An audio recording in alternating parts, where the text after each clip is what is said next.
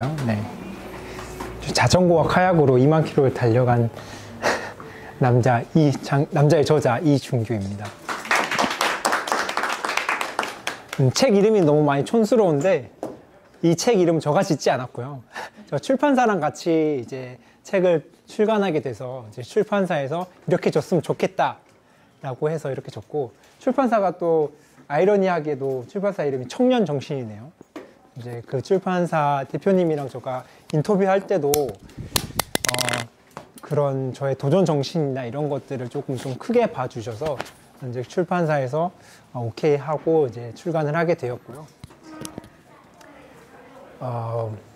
네, 그래서 조금 책 제목은 조금 촌스럽습니다. 네, 그래도 뭐 내용은 제가 쓴 거여서 좀 촌스럽지 않을 것 같네요. 이제 시작하기에 앞서서 이제 이 사진이 제가 여행을 시작하기 전에 이제 찍었던 사진인데요. 좀 몸풀기로 좀 이 사진에 있는 물건들의 뭐 어떤 물건들인지 한번 맞춰주시면은, 손 들고 맞춰주시면은 가장 많이 맞추신 분에게 제가 선물을 드리도록 하겠습니다. 혹시 하실 분? 맨 오른쪽에 이렇게 자전거. 원포인트 드리겠습니다. 압도적인 지금 선두로 달려가고 계시고요. 혹시 또 도전해 보실 분? 저 선물 드립니다. 선물. 침낭. 혹시 또 한번 맞춰보실 분 계실까요? 삼각대. 삼각대. 삼각대 보셨네요. 또 한 분이 더 많이 맞추셔야 제가 선물을 드릴 수 있어요. 저희 가운데 신발이랑 그게 카메라. 아, 맞습니다. 저 그 풋사라랑 그다음에 폴라로이드 카메라 들고 다니면서 이제 소중한 인연이 되면은 사진을 바로바로 찍어서 이제 선물 드리고 이런 것도 했거든요. 네. 지금 손 두시고요. 혹시 더 맞춰보고 싶다. 네. 깃발이요. 아, 저 제일 위에. 네, 제가 제일 좋아하는 리버풀의 이제 로고가 들어있는 깃발입니다. 혹시 그럼 마지막으로 한 번 더 해보고 싶다. 없으시면은 제가, 혹시 성함이 어떻게 되세요? 손우신. 손우진님. 제가 아주 좋은 선물로 제가 영광의 악수. 네. 작가의 영광의 악수는, 네, 농담이고요. 네, 여기 있습니다. 네. 원하실지 모르겠지만 혹시 저 사인 필요하시면은 제가 이후에 해드릴게요. 원하신다면. 네, 그렇지 않으면 제가 그냥 드리는 걸로 하겠습니다. 네, 좀 준비물에 대해서 좀 더 이야기해 볼 건데요. 제가 자전거 자전거 있고요. 그다음에 침낭, 그다음에 텐트, 그다음에 그 위에 이제 공구들, 그다음에 그 삼각대, 제가 사진 찍으려고 삼각대 이제 카메라, 핸드폰 카메라로밖에 사진을 찍지 않았지만 삼각대 준비했고, 그다음에 버너와 가스 램프, 그다음에 제가 축구 좋아해서 여행을 시작한 거여서 그 풋사라랑 축구공 좀 챙겨가서 혹시 아이들이 있으면은 같이 뭐 공 차고 놀면 좀 좋을 것 같다라는 생각에 좀 준비해서 갔고요. 그 다음에는 이제 폴라로이드 카메라, 제가 말했던 폴라로이드 카메라, 액션 카메라, 그 다음에 제 핸드폰, 그 다음에 그 뮤직박스, 그 다음에 이거는 그 태양열로 충전되는 그 파워뱅크입니다. 그리고 노트북이랑 돈키호테 책 큰 거 두꺼운 거 하나 들고 왔거든요. 제가 책 읽는 건 좋아하는데 책 읽는 속도가 느려서 아마 여행 도중에는 다 읽지 않을까라는 생각에 좀 두꺼운 책을 준비해서 갔고요. 그 다음에 4개 펜이요. 자전거에 달고 갈 펜이었고, 그 위에는 뭐 물병, 그 다음에 자전거 용품들 이렇게 제가 준비해서 네, 갔습니다.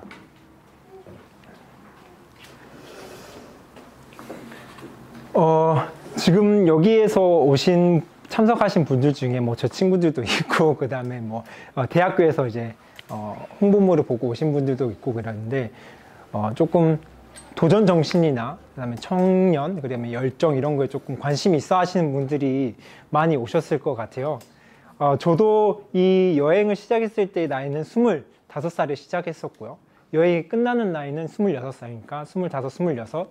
어떻게 보면 대학교를 딱 졸업하고 나서 이제 사회에 들어가기 전에, 그다음에 취업을 하기 전, 딱 그런 나이 때 시작한 여행이었거든요.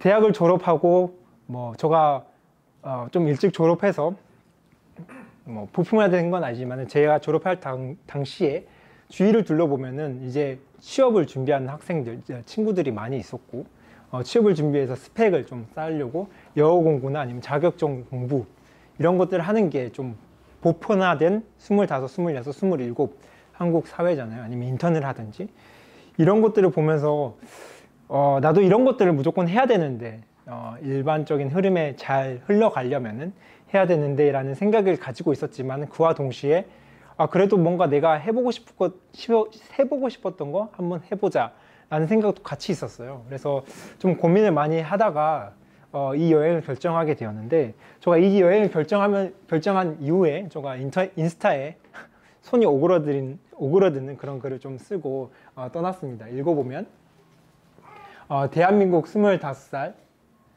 앞으로 먹고 살기 위해 이것저것 해야 할 것이 많은 나이 나는 다 무시하고 내가 하고 싶었던 여행을 출발한다.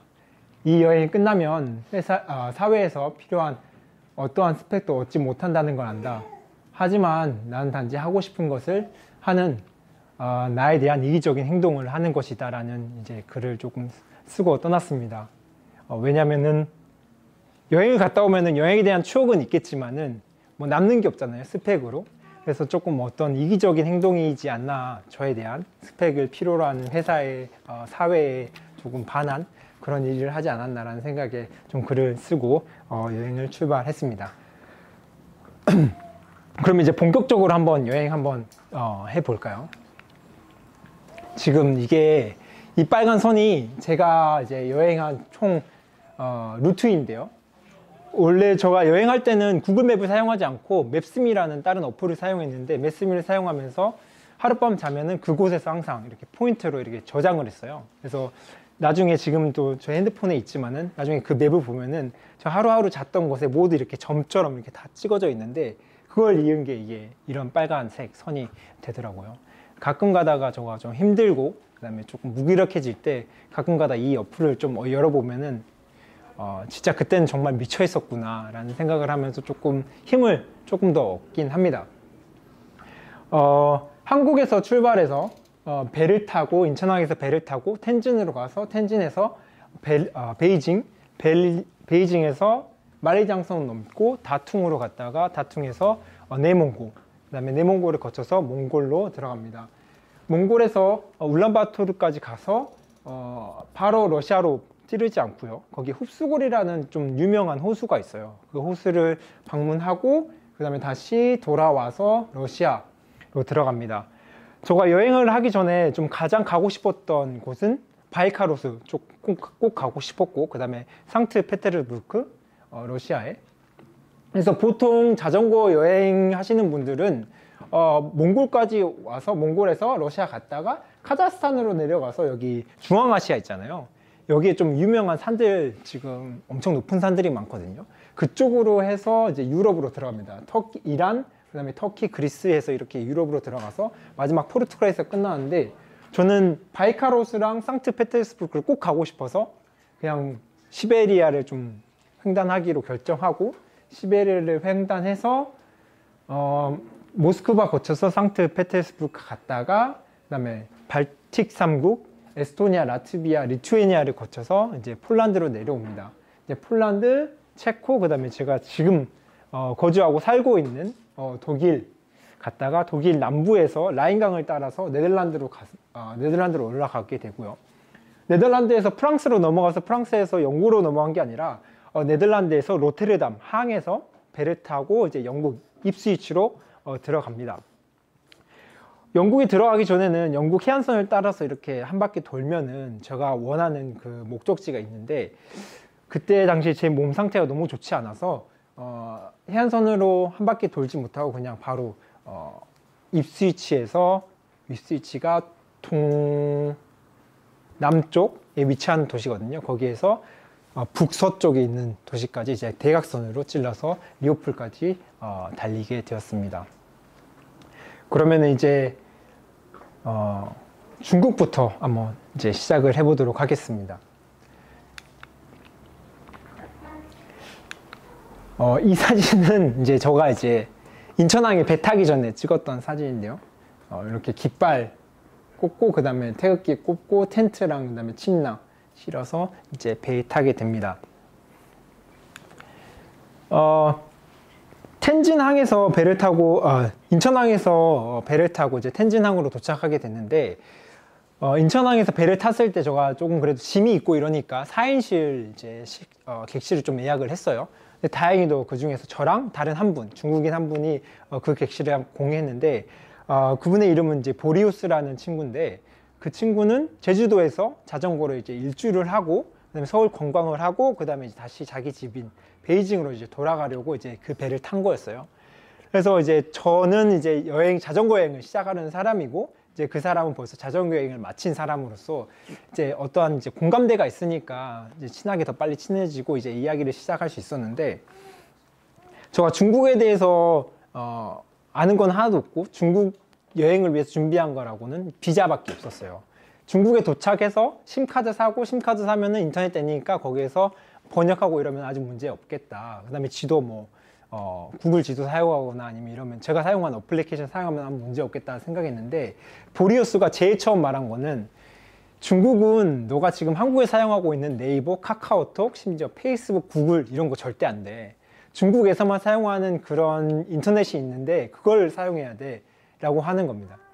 저는 그런 것도 모르고 내 생각대로 네이버로 해서 검색해서 하면 되겠지라고 생각했는데 계획이 틀어져서 이제 그 객실에서 제가 조금 속성으로 중국어를 좀 배웠어요.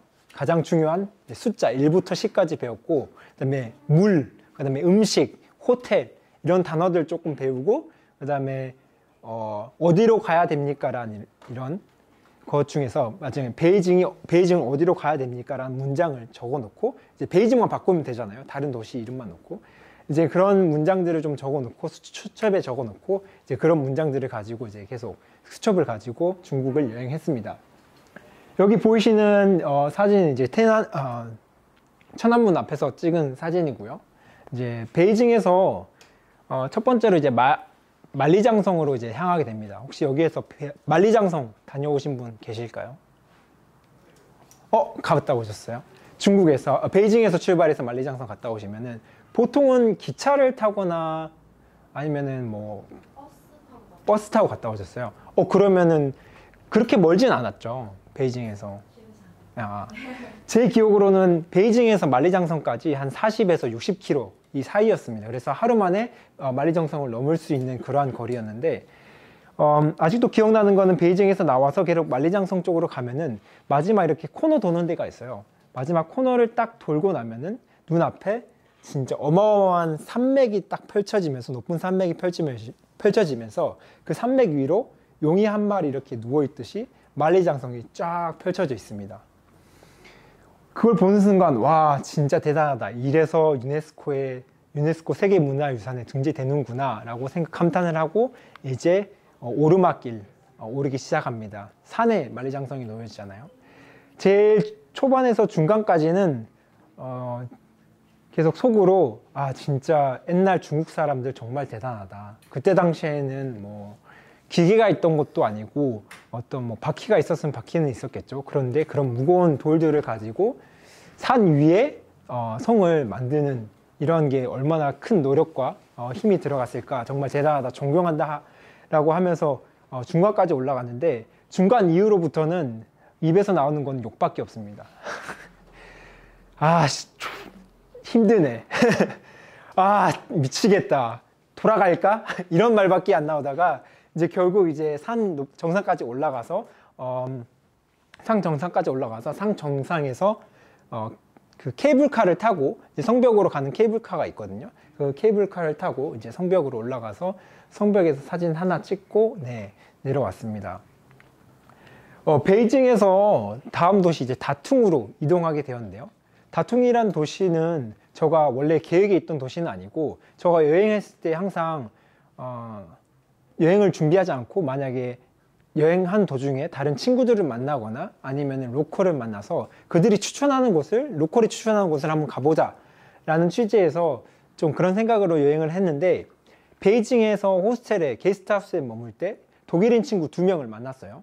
그 두 명이 저에게 나는 자기들은 다퉁을 가보지 않았는데 다퉁이라는 그 도시를 추천한다 라고 해서 추천받은 도시가 다퉁이었고, 다퉁을 보니까 바로 일직선으로 몽골로 올라가진 않고 살짝 서쪽으로 빠졌다가 그 다음에 몽골 쪽으로 올라가는데, 그래도 몽골을 갈 수 있어서 그 다퉁을 결정했습니다. 아무 정보 없이. 이제 다퉁으로 가는 길에 보시면은 이렇게 화물 트럭들이 엄청난데, 그때 당시 25살 먹고 봤던 화물 트럭보다 그때 봤던 그 화물차들이 더 많았던 것 같아요. 보시는 것과 같이 조금 신식은 아니고 아주 구식이죠. 그만큼 매연도 엄청 뿜어내고요. 그 다음에 이런 화물차도 있는데 석탄을 실어 나르는 화물차도 엄청 많아요. 그래서 그때 당시에는 저가 자전거를 타면은 당연히 운동을 하는 거기 때문에 폐활량도 좋아지고 건강해질 거라는 그런 생각으로 탔는데, 이때 당시만은 진짜 탈 때는 매연을 너무 많이 먹어서 내가 이게 건강이 좋아지고 있는지 아니면 더 나빠지는 건지 좀 헷갈리는 그런 때였습니다. 에피소드가 하나 있는데, 제가 다퉁으로 이제 가는 길에 이런 화물차들하고 진짜 몇 날 며칠을 같이 탔습니다. 한 번은 이제 제가 도착할 도시에 도착해서 호텔 프론트에 가서 이제 체크인을 하는데, 프론트 이제 리셉셔너들이 저를 보면서 깜짝 놀라는 거예요. 그래서 저는 속으로 뭐 다 중국인들밖에 없는 그런 곳에 외국인이 왔으니 조금 신기하고 놀랄 수밖에 없지 라는 생각을 하면서 뭐 아주 노멀하게 체크인을 하고 저희 방으로 들어갔습니다. 제 방으로 들어가서 손을 씻으려고 화장실에 갔는데, 화장실 거울에 비친 제 모습이 얼굴에 매연이랑 석탄이 너무 많이 껴서 선글라스를 제외한 모든 게 검해서 그 팬더 아시죠? 팬더 얼굴처럼, 안경 쓴 부분만 제외하고 팬더 얼굴처럼 된 거예요. 그래서 그래서 얘네들이 놀랐구나, 그런 에피소드들도 있습니다. 그렇게 해서 다퉁에 도착했는데, 다퉁이 알고 보니까 중국 내에서 석탄 매장량이 많아서 거기에서 석탄을 채굴해서 이제 큰 도시로 이제 이동하는 그러한 석탄이 많은 지역이었습니다. 다퉁에서는 다퉁 가까운 곳에 조금 유명한 관광지들, 여기 보시면 운광석굴이 있는데, 이거는 이제 옛날에 중국인들이 그 절벽에 절을 만들어 놓은 거고요. 그 다음은 현공사라는 큰 절인데, 여기에서 절벽에 부처들을 좀 깎아 만든 그런 현공사라는 절인데, 이제 현공사로 들어가는 길에 있는 그런 건물입니다. 제가 뭐 절이나 이런 종교가 있는 건 아니고 그냥 유명 관광지여서 한번 가봤던 곳이고요. 그 다음에 다퉁이라는 도시는 조금 건물만 봐도 뭔가 중국스럽다 라는 말이 많이 나올 정도로 조금 중국풍이 많이 나고요. 그 다음에 다퉁이라는 도시가, 저는 이제 순천에 살았으니까 항상 나간읍성만 보고 자랐는데, 다퉁도 이제 성으로 이렇게 둘러싸인 도시인데 성의 크기가 조금 순천 나간읍성과는 좀 많이 다른 엄청 이제 웅장한 그 성이고, 그 성 안에 이런 도시가 있는데, 도시들도 모두 다 조금 중국풍 많이 나는 그런 도시로 되어 있습니다. 다퉁이 이제 마지막 큰 도시고요. 그 다음에는 이제 내몽고로 들어가게 되는데, 내몽고로 들어가게 되면은 이제 그때부터 이제 사막화가 진행되고 있는 초원이 나옵니다. 그리고 나서 이제 몽골로 들어갑니다. 제가 제일 처음에 중국 비자를 받을 때는 60일 비자를 받았어요. 조금 여유롭게 받아서 여행도 좀 하고 그 다음에 몽골로 넘어가자라고 생각을 했는데, 한 3, 4주 만에 중국을 돌파했거든요. 가장 큰 이유는 내가 중국에서 자전거를 타면서 여행을 하면서 정말 자유롭지 못하다라는 그런 느낌을 많이 받았어요. 대표적으로 인터넷이 있겠죠. 뭐 물론 VPN을 이용해서 다른 뭐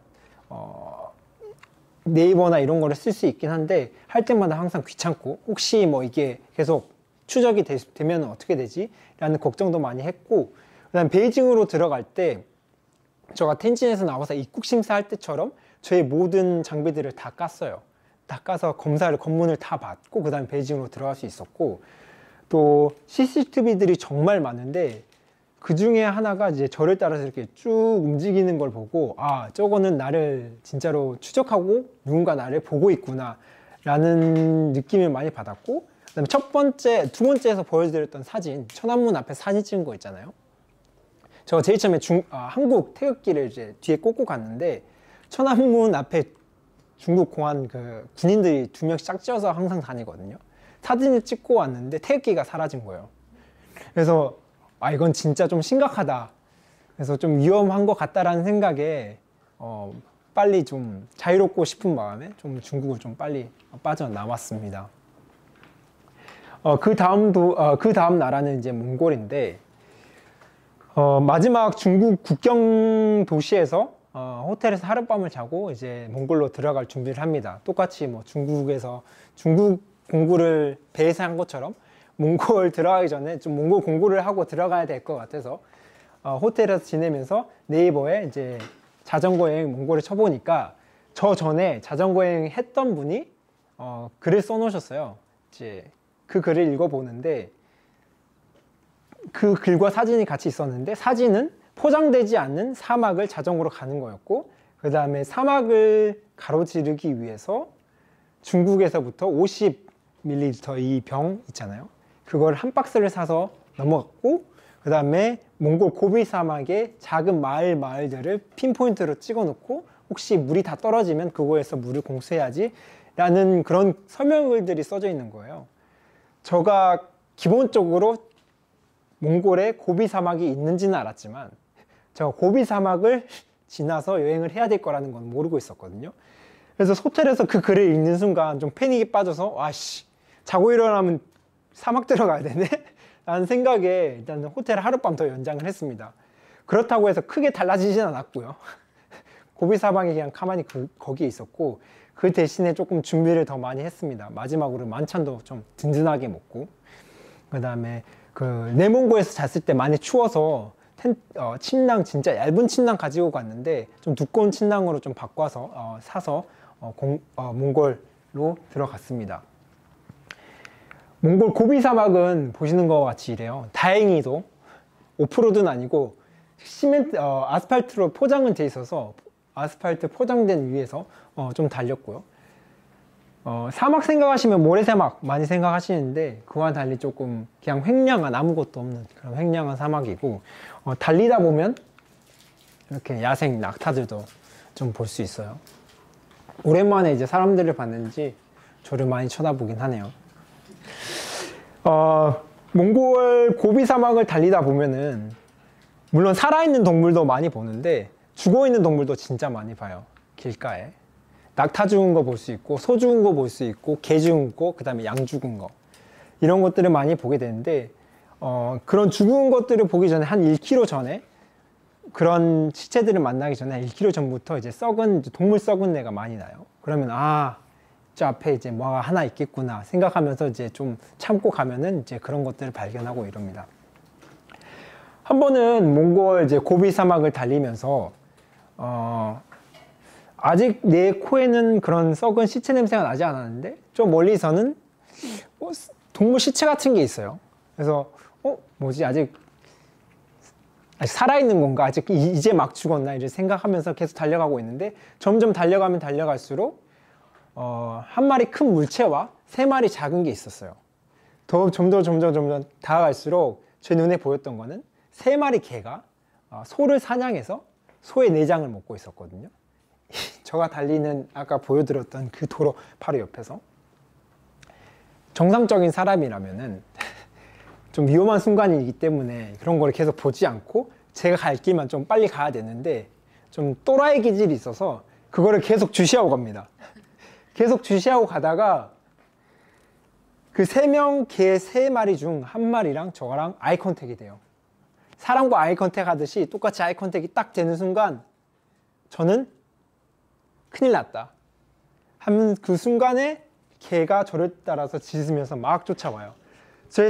나름에는 제 딴에는 몽골에서 뭐 어떤 나쁜 일이 있어도 뭐 위험한 동물을 만난다거나 이래도 한 명은 그래도 괜찮겠지라는 생각에 그냥 막 갔는데 3대 1이잖아요. 내가 한 명을 처리할 동안에 다른 2명이 내 발이라도 물게 되면은 그 순간 저는 그냥 고비 사막에서 그냥 죽는 거예요. 그래서 안 되겠다 해서 그냥 계속 좀 빠르게 페달을 밟았는데 한 명 아니라 진짜 2명이 그 3명이 개가 다 저를 계속 뒤쫓아왔어요. 죽어라 달리는데 진짜 얼마 한 1, 2m 정도 차이 났을 때 뒤에서 큰 화물차가 클락션으로 빵 하고 크게 울려줘서 그나마 이제 그 개들이 놀라서 달아났고 저는 조금 살아남을 수 있었습니다. 좀 그게 좀 몽골에서 가장 위험했었던 첫 번째 순간이었는데 그 위험한 순간을 겪고 나서 그 사실 이제 몽골 제일 처음 들어와서 국경 도시가 하나 있어요. 그 국경 도시에서 친구들을 좀 사귀어서 친구 집에서 한 3일 정도 있으면서 그 친구가 저가 사막 가기 전에 좀 주의사항을 좀 알려줍니다. 너가 모래폭풍을 만나면은 어디로 가서 숨어라. 그 다음에 위험한 동물이 나오니까 적어도 휘각이나 아니면은 그 스프레이 사는 걸 추천한다 했는데 저는 나 혼자 할 수 있어 라는 생각에 그런 봉변을 당했죠. 그런 봉변을 당하고 나서도 저는 그냥 아무것도 사지 않고 다음에 또 살아남겠지라는 마음에 그냥 계속 달렸습니다. 그런 에피소드를 지나서 이제 보시면 이게 뭔가 상상하시는 그런 사막에서 이제 좀 달리는 모습이고요. 사막은 한 500km 정도가 사막인데 사막에서의 자전거 일정은 항상 그렇습니다. 해 뜨면 달리고 해 지면 잡니다. 해 뜨면은 텐트 접어서 아침 식사 간단하게 하고 그 다음에 점심 빵이나 케이크 같은 거 조각 케이크 같은 거 먹고 시간 아끼기 위해 좀 계속 달리고 그 다음에 해지기 한 2-3시간 전에 좀 캠핑할 수 있는 텐트 칠 수 있는 곳을 좀 찾아서 텐트 치고 저녁거리 만들고 저녁 먹고 그 다음에 해 질 때까지 챙겨갔던 돈키호테 책 보다가 해 지면은 잡니다. 거기에서는 뭐 인터넷이 터지거나 와이파이가 터지거나 이러지 않아서요. 진짜 할 게 없어요. 그냥 해 뜨면 달리고 해 지면 자고 뭐 이런 날들이 반복됩니다. 이제 하루는 똑같이 텐트를 치고 저녁밥 먹고 책 읽고 자고 이제 자고 있는데요. 저녁에 이제 화장실이 가고 싶어서 텐트 문을 딱 열었는데 제 눈앞에 이러한 이제 엄청 많은 별들 쏟아질 것 같은 별들이 저한테 막 떨어지는 거예요. 그래서 화장실 가고 나서 텐트 조금 문 열어놓고 계속 바라보고 있다가 좀 자는 때도 있었고요.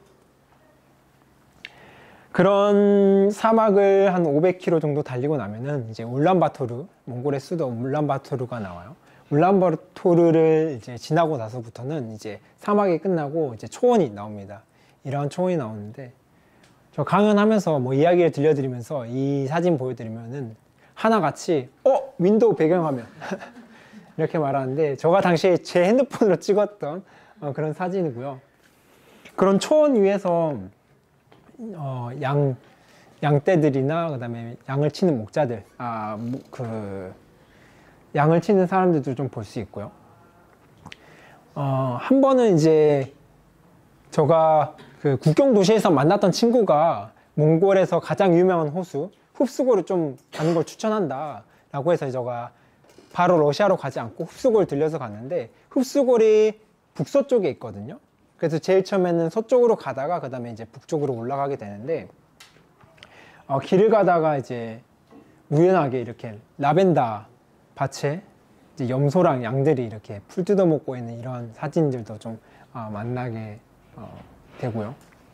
그 다음에 또 저의 소중한 좀 인연이었던 푸르나시아 재단을 몽골에서 좀 만나게 돼서 이 베이스 캠프에서 푸르나시아 재단의 베이스 캠프에서 좀 지내면서 한 이틀 정도 지내면서 같이 일도 하고 이 단체가 그냥 그 사막화를 방지하는 그런 단체여서 몽골 사막에 좀 나무 심는 일을 하거든요. 이제 거기에서 조금 같이 지내면서 도와주기도 했습니다. 이 사진은 제가 몽골에서 이제 가장 풍경 사진들도 정말 좋아하는데 풍경 사진 이외에 인물 사진 중에서 가장 좋아하는 사진 중 하나인데요. 초원에는 이제 게르들이 엄청 많아요. 이제 게르들 가끔 자전거를 타고 가면은 이제 게르 주인이 와서 야, 너 여기 와서 좀 자고 가, 너 저녁 먹고 가 해서 초대받아서 갔는데 그 게르에는 이 아기 사슴이 애완견이라고 해야 되나요?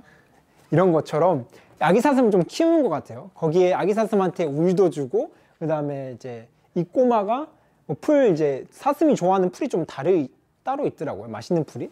그 풀 뜯어서 주면은 사슴이 와서 먹고 이러는 거예요. 저는 한국 이제 순천에서 살면서 이런 아기 사슴을 본 적이 없으니까 너무 신기하기도 하고 한번 만져보고 싶기도 하고 이래서 항상 만지려고 가려면은 도망가고, 제가 풀 뜯어서 주면은 제 풀은 안 먹고 이러니까 이 꼬마 아이가 저 만져보라고 이렇게 들어서 이제 가져온 그런 사진입니다. 제가 좀 많이 좋아하는 사진입니다. 저 흡수골까지 갔다가 이제 다시, 원래는 거기에 국경이 하나 더 있어요. 흡수골하고 바이카로스라고 연결이 돼 있어서 원래는 국경이 하나 있는데, 제가 그 국경으로 러시아를 넘어가면 조금 빨리 갈 수 있겠다라는 생각에 국경까지 가봤는데, 그 국경은 몽골인과 러시아인 이렇게 두 국적을 가진 사람들만 출입을 할 수 있고, 그 나머지 사람들은 다 다시 단 하나뿐인 국경이 하나 있거든요. 거기에는 모든 국적을 가진 사람들이 출입을 할 수 있어서 서쪽에서 다시 동쪽으로 가서 이제 러시아로 다시 넘어가게 됩니다. 몽골에서 만난 이제 말 타는 사람인데, 몽골에서 태어나게 되면은 이제 부모님이 아이에게 말을 이제 선물로 하나씩 준다고 해요. 그래서 자기 말을 하나씩 가지고 있는 게 전통이라고 합니다. 그 다음은 이제 러시아인데, 러시아는 제가 대한민국 국적 여권을 가지고 90일 동안 러시아에 머물 수 있거든요. 그래서 정말로 계산을 잘 하고 갔어야 됐던 그런 곳이에요. 왜냐면은 가장 긴 거리고 정해진 시간만큼 90일 동안에 그 러시아를 돌파해야 됐기 때문에 조금 시간의 압박을 받으면서 좀 달렸던 그런 나라입니다. 보시면 이제 시베리아, 이 보시는 게 이제 시베리아를 횡단하는 동에서 서를 잇는 고속도로라고 할 수는 없지만은 고속도로고요.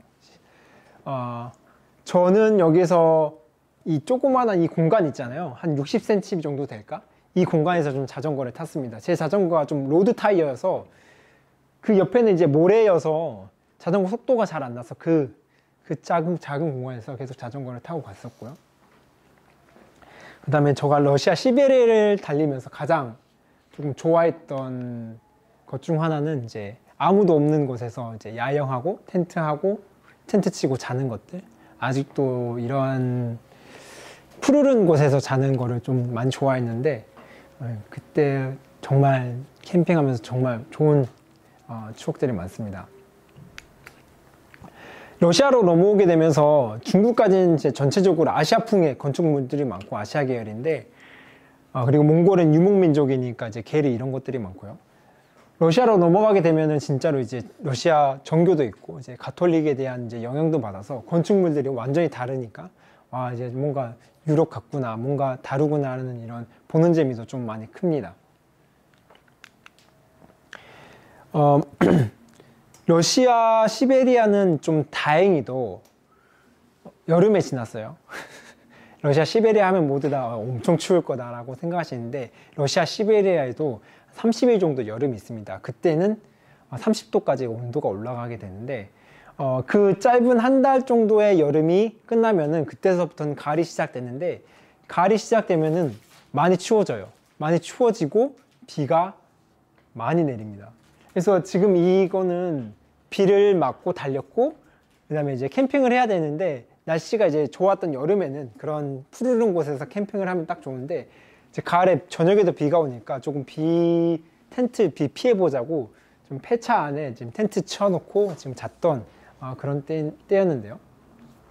가장 중요한 거는 제가 자고 있는 동안에 텐트가 비에 젖으면은 아침에 그걸 말리고 출발해야 돼요. 말리고 출발하려면 적어도 1시간 반에서 2시간 정도 걸리거든요. 그러면은 그 정도의 거리를 제가 못 달려서 최대한 좀 비를 피하려고 좀 노력을 많이 했고요.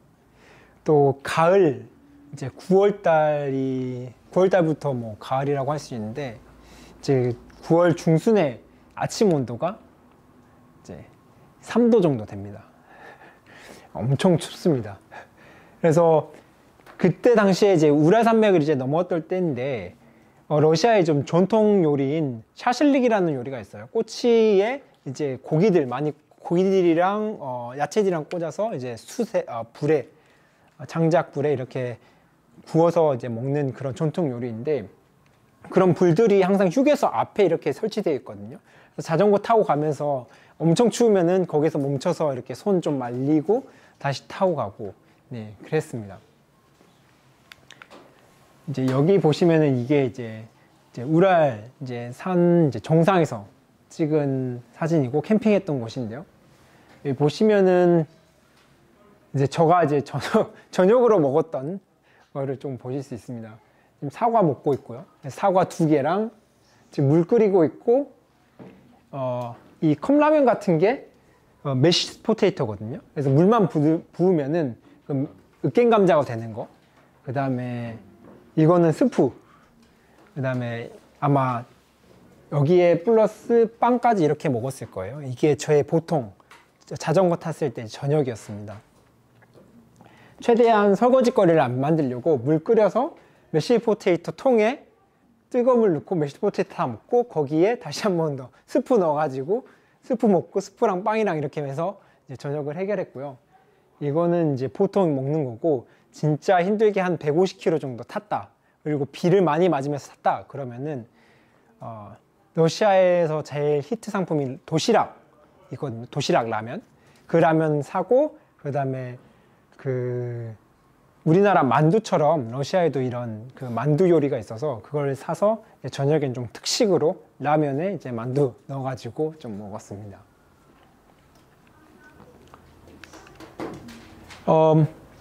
우라산맥을 넘고 나서 90일 동안 러시아에 있을 수 있는데, 최초 60일은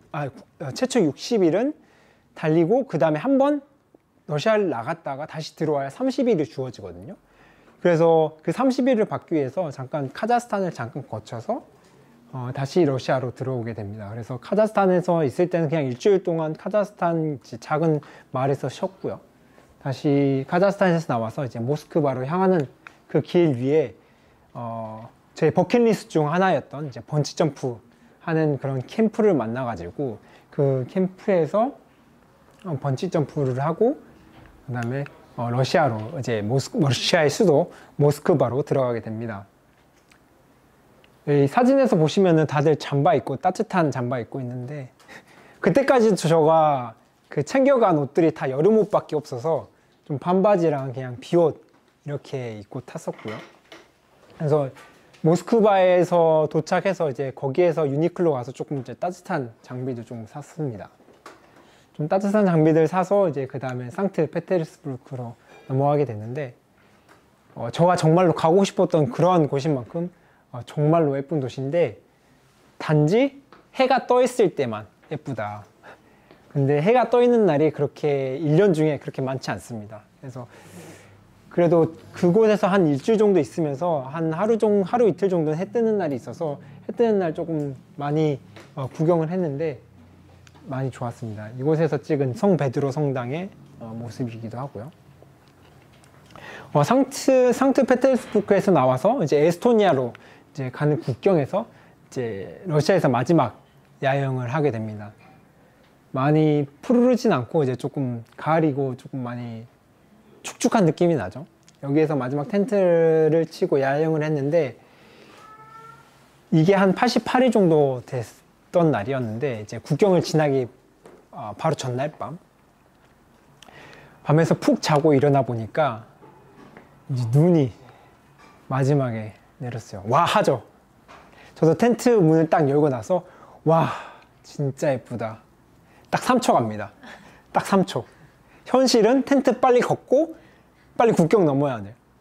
텐트 걷는데 계속 눈 와서 말리지도 못하고 일단 때려박고, 그 다음에 이제 국경으로 넘어가는데 국경을 가는 동안에 계속 눈이 옵니다.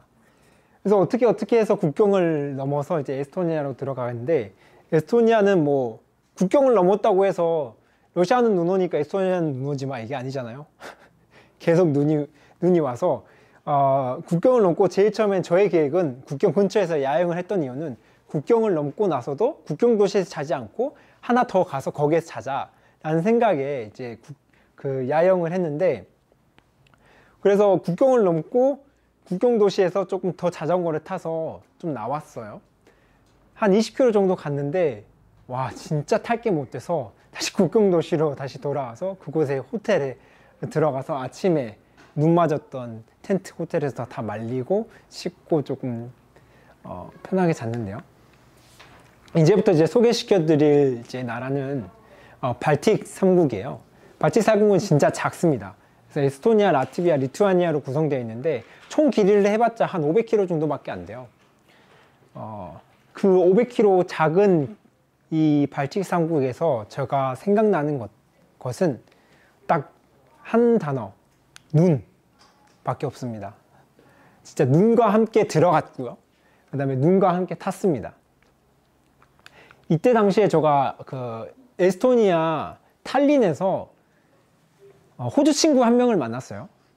호주 친구도 이제 자전거 타는 친구인데 이 친구랑 같이 이제 호텔에서 자고 아침에 일어났을 때 눈이 내리는 거를 저는 봤죠.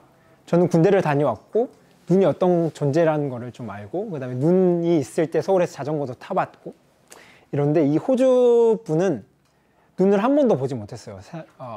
전생에 생에서.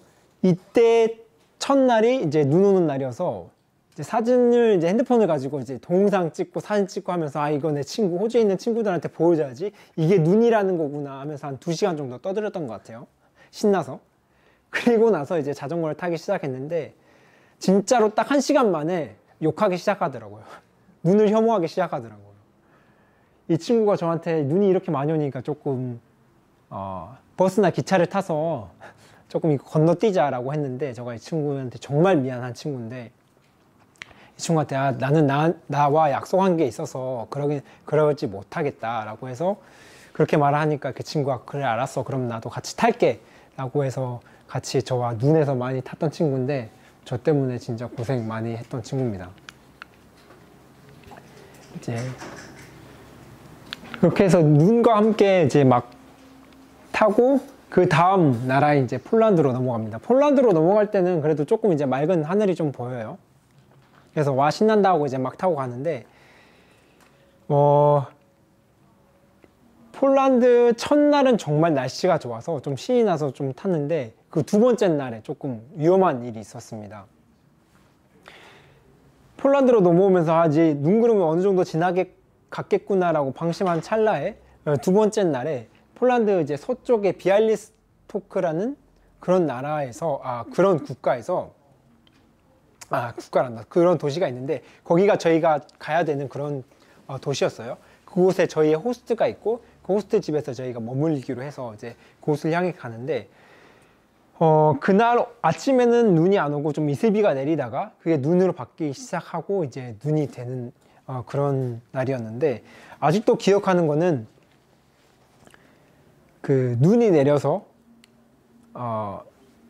그 자전거 바퀴 있잖아요. 기아 앞바퀴 뒷바퀴가 있는데 기아에 눈이 그 기아에 제가 사용하지 않고 있는 기아에 눈이 쌓이고 얼어서 제가 기아를 바꾸지 못할 정도의 그런 추위였어요. 그리고 발도 얼고 손도 얼고 다 얼어서 브레이크를 잡을 때 원래는 이렇게 보통은 손으로 이렇게 악력을 통해서 잡는데 이게 손이 얼어서 안 돼서 항상 어깨로 해서 이렇게 잡았던 기억이 나고요. 저랑 친구랑 계속 자전거를 타고 가는데 진짜로 자전거 페달을 멈추는 순간 이 심장이 멎을 것 같은 그런 추위였어요. 그래서 원래는 이제 어느 도시로 가는지 어느 방향으로 가는지 좀 확인하고 가야 되는데 그 친구도 너무 추우니까 확인하지 않고 일단 큰 도시를 향해서 갔고 큰 도시에 도착하자마자 백화점 같은 곳에 좀 들어가서 백화점 앞에 자전거 다 버리고 백화점 앞에 딱 들어가서 따뜻한 공기를 한번 딱 들어 마시는데 그때 한 번도 느껴보지 못했던 그런 통증이 이제 폐가 쪼그라든다고 그래야 되나? 항상 찬 공기를 맞고 있다가 따뜻한 공기를 맞으니까 폐가 쪼그라들 것 같으면서 숨이 잘 안 쉬어지기도 했고요. 그래서 진짜 그때 경험을 하면서 이러면 진짜 큰일 날 수도 있겠구나. 눈이랑 같이 이 추위에 계속 타면 큰일 날 수도 있겠구나 라고 판단을 했고 그 호스트 집에서 큰 결정을 했습니다. 눈이랑 더 이상 탈 수 없다 라고 결정을 하고 그 다음날 저는 기차를 타고 바르샤바까지 이동을 했습니다. 여기 보시는 게 이제 바르샤바 광장이고요. 바르샤바는 제2차 세계대전 때 조금 많이 폐허가 돼서 다 이제 새로 지어진 이제 그런 도시여서 그렇게 유럽풍의 건물이긴 한데 오래된 건물이 아니어서 그런지 조금 뭔가 거리감이 좀 느껴지는데 바르샤바를 나와서 이제 보르츠와프라는 그런 도시로 향하게 됩니다. 이제 그 도시에는 이제 뭔가 좀 더 오래된 유럽 건물들을 볼 수 있고요. 이제 폴란드에서 처음으로 이제 크리스마스 마켓이라는 곳에 가서 이제 따뜻한 뱅쇼 같은 글루와인도 마셔봤고, 그러면서 이제 제가 이제 어느 정도 이제 유럽에 도착했구나 라는 느낌을 받습니다. 바르샤바에서 찍었던 사진, 그 다음에 그 보르츠와프에서 찍었던 사진을 보시면은 하늘이 많이 맑죠. 기차를 탄 덕분에 조금 이제 그래도 눈구름은 조금 서쪽에 좀 두고 동쪽으로 많이 건너왔습니다. 그래서 눈하고는 조금 이제 떨어져서 달릴 수 있었습니다. 보르츠와프를 통해서 다음 날에 이제 체코로 넘어가게 됐는데, 체코에서도 제가 달렸던 거리는 한 300km 정도예요. 제가 보통은 한 120km 정도 달리는데 하루에 300km면 한 3일이면 충분히 달릴 그런 거리인데, 체코 프라하가 조금 많이 유명하잖아요, 저희 한국인들에게. 그래서 저는 프라하에서 한 일주일 정도 좀 머물렀습니다. 프라하에서 가장 유명한 다리 까르교에서 찍었던 사진이고요. 그때까지도 저는 이제 저의 이 러닝화를 신고 자전거를 탔는데, 러닝화를 신고 몽골에서 자전거 타고 러시아 비 오면서 타고 눈 맞으면서 타고, 군대 갔다 오신 분들은 아시겠지만 발이 뚫린다는 표현을 많이 하잖아요. 전투화를 신고 있어서 차가우면은 얼마나 많이 뚫렸겠어요. 그래서 저 호주 친구랑 같이 타면서 많은 생각을 합니다. 어떻게 하면 발이 안 뚫릴까. 그래서 비닐봉지 신고 그 다음에 양말 신고 타보기도 하고, 양말 신고 비닐봉지 신고 타보기도 하고 해도 한 30분이면 다 뚫려요. 계속 움직여야 되니까 비닐봉지에 구멍이 나고, 구멍이 나면은 비 내리고 눈 내렸던 게 녹아서 양말 타고 오면은 당연히 그대로 발이 뚫립니다. 그런 도중에 가장 좋았던 방법은 하나는 랩을 사서 정육점에 가면은 이제 족발 이렇게 랩으로 감싸잖아요. 감싸는 것처럼 제 발을 랩으로 막 감쌉니다. 그래서 물이 절대 들어오지 않게 그렇게 랩으로 막 감싸고, 그 다음에 이제 양말을 신으면은 그건 한 2시간 정도 버틸 수 있어요, 추위에서. 그렇게 해서 탔던 이제 그런 운동화인데, 그 운동화를 이제 더 이상 추워서 타지 못할 것 같아서 이제 마지막 사진 한번 찍고 새로운 운동화로 갈아 신습니다. 프라하에서 이제 필젠을 통해서 이제 독일로 넘어가게 되는데, 이곳은 이제 필젠으로 가는 길에서 찍었던 사진입니다. 제가 필젠에서 뉴렌베르크를 통해서 그 다음에 뉴렌베르크로 이제 독일로 넘어가게 됐는데, 독일에서 이제 가장 유명한 성이 노이슈바이슈타인 성인데요. 이 성이 이제 그 디즈니랜드의 모티브가 됐던 성인데, 지금은 그때 당시에는 공사를 해서 공사 중이어서 지금 많이 볼 수 없는데, 지금 공사 다 끝나서 예쁜 성을 볼 수 있습니다. 이 성이 독일 남부에 있어요. 뮌헨 근처 남부에 있는데, 원래 네덜란드로 가려면은 체코에서 넘어와서 그 중간 독일이 여기 있으면 체코가 이 정도에 있거든요. 뉴렌베르크가 여기 있고 이 성이 여기 완전 그 남부에 있습니다. 저 이 남부까지 내려간 이유는 제가 몽골에서 만났던 독일 노 부부가 있거든요. 사진을 보여드리면 이 부부인데, 제가 아침에 이제 자전거를 타고 가는데 저 멀리서 저 아주머니가 저한테 이렇게 손을 흔들어요. 저는 뭐 가진 게 없지만 그래도 차를 가진, 캠핑카를 가진 분들인데 혹시나 무슨 도움이 필요해서 저를 부르는가 해서 그분에게 가서 이제 무슨 도움이 필요하냐라고 물어봤더니, 그 할머니가 저한테 아니 너처럼 이렇게 이제 멋있게 자전거 타면서 여행하는 분들에게 이제 응원하려고 그래 손 흔든 거였다. 그래서 그렇게 해서 시작됐던 이야기가 한 1시간 정도 이야기를 나눴던 것 같아요, 그 노인 부부랑. 그러면서 그 마지막에 저에게 그 부부가 혹시 너 독일에 오게 되면은 우리 집에서 하룻밤 머물고 가라 라고 초대를 해줬습니다. 그 이후에 거리에서 받았던 진짜 길 위에서 받았던 초대는 진짜 많은데, 이분들이 저에게 이제 처음으로 그런 초대를 해준 분들이에요. 저에겐 좀 뜻깊어서 여기는 꼭 가봐야겠다 라고 생각을 해서 그때 당시에 이제 명함을 하나 받았는데, 제가 상트에 있을 때 그 명함에 나와 있는 메일을 써서 혹시 나야 우리 이렇게 만났고 이제 독일에 언제쯤 도착할 것 같은데 만약에 독일에 도착하면 진짜로 가도 돼? 라고 한 번 더 물어봤는데, 그분들이 답장으로 아 와도 돼 라고 해서, 그래서 제가 독일 남부까지 내려갔거든요. 이제 그분들이 이제 독일 남부 지역 살고 계셔서, 그때 당시에 만났을 때는 지금 2,800km 정도 됐는데 제가 다시 만났을 때는 15,000km 정도, 네, 12,000km 좀 달려서 그분들을 다시 만났습니다. 정말 뜻깊은 분들이었고, 그 다음에 그분들이 살고 계시는 그 집도 정말 뜻깊었습니다. 전 순천에 살면서, 그리고 어렸을 때 순천에서 자고 나라면서 저만 그런지 몰라도 알프스에 대한 그런 환상이 있어요. 알프스 산에 대한 환상, 알프스를 보고 자라면 어떨까, 보고 살면 어떨까라는 환상이 있는데, 그 알프스는 이렇게 길게 이제 유럽 중앙에 놓여져 있는데 5개 국가가 이렇게 걸쳐져 있거든요.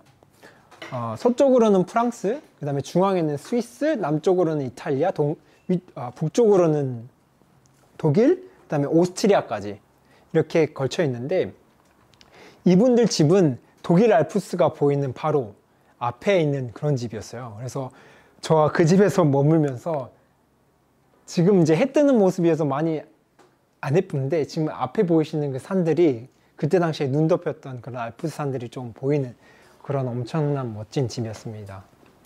전 지금까지 이분들 아직 계속 연락하면서 항상 크리스마스, 이제 우리나라로 명절 이럴 때, 크리스마스 전주나 이럴 때 연락드려서 항상 방문하고 이렇게 같이 식사를 나누고 그러거든요. 그만큼 이제 저에겐 좀 뜻깊은 그런 분들이었습니다. 그분 집에서 이제 독일 남부까지 내려와서 남부에서 이제 다시 이제 네덜란드 북쪽으로 올라가야 되는데, 그분께서 말씀하셨던 거는 너가 라인강 근처로 가면은 만약에 눈이 온다 그래, 다른 독일에는 눈이 온다고 그래도 라인강에는 물이 많기 때문에 주변보다 온도가 더 높아서 눈과는 자전거를 안 탈 거다 라고 말을 해서, 제가 라인강 쪽으로 붙어서 라인강을 따라서 네덜란드로 올라가게 됩니다. 그 여행을 하면서 이 자전거 여행 전에 뭐 배낭여행을 하든 다른 여행을 하면서 좀 우스갯소리로 들었던 말은, 농담으로 들었던 말은, 너 네덜란드에 가면은 네덜란드 인구보다 자전거가 더 많을 거야 라는 말을 많이 들었거든요. 저는 속으로 사람 한 명당 하나의 자전거가 있으면은 그래도 인구수보다 똑같겠지라고 생각을 했는데, 저 네덜란드에 도착해서 그 아인토벤이라는 도시에 이제 중앙역을 지나가게 되면서 이제 이러한 광경을 한번 봤습니다. 이게 네덜란드 중앙역 앞에 있는 자전거 보관함이거든요. 이제 그들은 자기 네덜란드 이제 아인토벤 도시에서 중앙역으로 가면 중앙역에서 기차를 타고 다른 곳으로 가는데, 네덜란드에서는 S반이라고 부르는 그게 장거리 이제 50km 이상 가는 그런 거리 기차가 아니라 한 10km, 7km 이내에 있는 그런 작은 마을까지도 이제 작은 마을까지 가는 기차를 탈 수 있는 그런 중앙역이에요. 그러면은 아인토벤에서 자기 집에 자고 이제 그런 이제 외곽으로 이제 일 나가시는 분들이 아침에 자전거를 타고 여기에 도착해서 자전거 받치거나 아니면 그냥 내팽개치고 바로 기차 타고 갑니다. 그렇게 해서 이제 많은 자전거인데, 중요한 거는 여기만 있는 게 아니다. 다른 곳에서 이제 중앙역이 있으면 한쪽에는 이제 그런 많은 자전거들이 있고, 이제 다른 한쪽에는 다른 이제 자전거들이 이렇게 많이 있습니다. 이 사진을 보면서 그 말이 맞을 수 있겠구나. 네덜란드는 사람보다 자전거 수가 더 많을 수 있겠구나 라는 생각을 했습니다. 그리고 네덜란드에서 자전거 타면서 정말로 경험하지 못했던 거를 좀 경험하게 되는데, 자전거 트래픽 잼 아침에 발생을 하게 됩니다. 왜냐면은 자전거 타고 출근하고 자전거 타고 등교하고 이러니까 신호등 앞에서 엄청 기다립니다. 그리고 네덜란드 하시면 이제 생각나시는 거, 오, 풍차 사진이 빠졌네요. 풍차 이제 한 호스트가 이제 풍차 구경 시켜준다고 해서 이제 풍차 밖에서만 보는 게 아니라 풍차 체험할 수 있어요. 풍차에 들어가서 풍차 안에서 어떤 것들을 하고 있는지 볼 수 있는데, 들어가면은 밀을 빻고 있어요. 그 풍차가 돌아가면서 만들었던 그 동력으로 이제 밀을 빻습니다. 그런 것들도 좀 체험해서 보게 되었고, 저희 이제 마지막 이제 국가인 영국으로 들어가게 되는데요. 제가 방금도 말씀드렸듯이, 이제 시작 전에도 말씀드렸듯이, 영국에 들어가기 전에는 제가 해안선을 따라서 한 바퀴 이렇게 돌면 이제 리버풀에 도착할 거라고 생각을 해서 그렇게 계획을 했는데, 추위에 자전거를 타고, 워낙 장거리를 타고 이래서 그때부터 이제 독일에서부터 좀 무릎이 많이 안 좋아졌어요. 자전거를 타면은 계속 무릎이 아프고, 그래서 이제 압박붕대 같이 이런 거를 차고 독일에서부터 계속 자전거를 탔는데, 이 영국에 들어간 그 날이 좀 더 했던 것 같아요. 그래서 제일 처음에 이제 말든이라는 도시에서 하루를 묵게 됐는데, 호스트 집에서 묵게 됐는데, 너무 아파하는 걸 보고 호스트가, 너 그렇게 아프면 여기서 좀 더 있다가 그 다음에 좀 떠나라, 내일 나랑 병원에 갔다가 병원 의사가 어떻게 진단하는지 보고 봐보자 라고 해서 그 다음날 병원으로 가서 이제 좀 진단을 받았는데, 의사 선생님께서 추천하셨던 거는 이제 좀 그래도 빨리 여행을 끝나는 거를 추천한다 라고 하셔서, 제가 계획했던 이렇게 해안선을 따라서 여행하는 거를 좀 취소하고 이제 좀 최단거리로 여행 경로를 변경하게 됩니다. 그래서 말든은 여기 보시면 여기 갯벌이 있고 이제 해안에 있는 작은 마을이거든요. 이 마을에서 이제 그 다음날 북런던을 통해서 이제 옥스퍼드 지나서, 옥스퍼드에서 이제 영국의 중부 쪽 좀 지나서 체스터라는 그런 도시가 있습니다. 체스터가 있고, 그 다음에 이제 저희 마지막 종착지인 리버풀이 있는데요. 체스터를 통해서 이제 리버풀 마지막 이제 도착하게 되었을 때 이제 찍은 사진인데, 제가 리버풀 팬이기도 하고, 그 다음에 제가 축구를 좀 많이 좋아해서 리버풀 안필드 구장 앞에서 찍은 건 아니고, 이거는 이제 그 당시에 트레이닝 센터 앞에서 찍었던 사진입니다. 이렇게 해서 여행이 다 이제 마무리가 됐는데, 제일 처음에 이제 체스터에서 떠날 때, 체스터에서 여기 그 트레이닝장까지 한 40km 정도 하거든요. 그러면은 이제 금방 도착하게 되는데, 그 40km 타는 동안에, 내가 여기 도착하게 되면은 울진 않을까, 좀 걱정을 많이 했어요. 울면 어떡하지?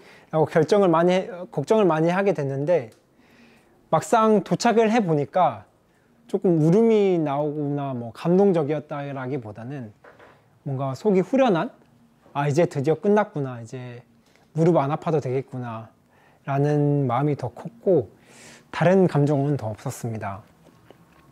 그런데 제가 운이 좋게도 이제 마지막 여행이 끝나고 나서 이제 BBC에 조금 제의가 나오게 되었습니다.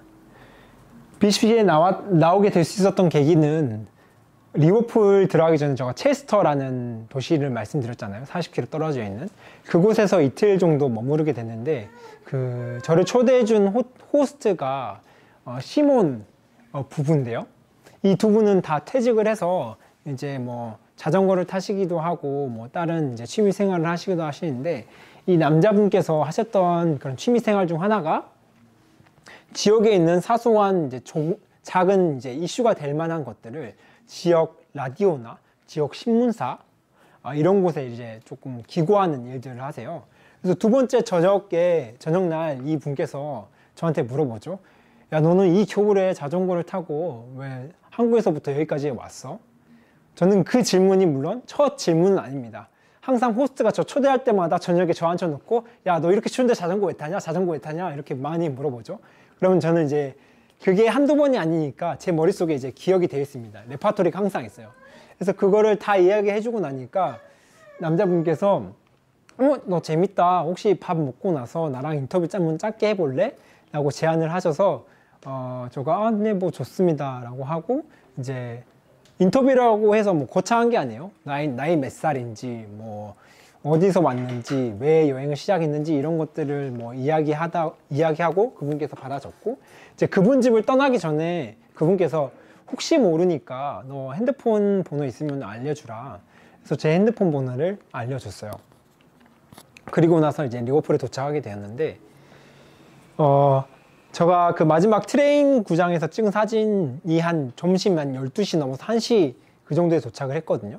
그래서 점심을 먹지 않은 상태여서 점심을 이제 좀 때우려고 이제 슈퍼마켓 같은 데 이제 찾아서 갑니다. 샌드위치를 하나 사 먹으려고.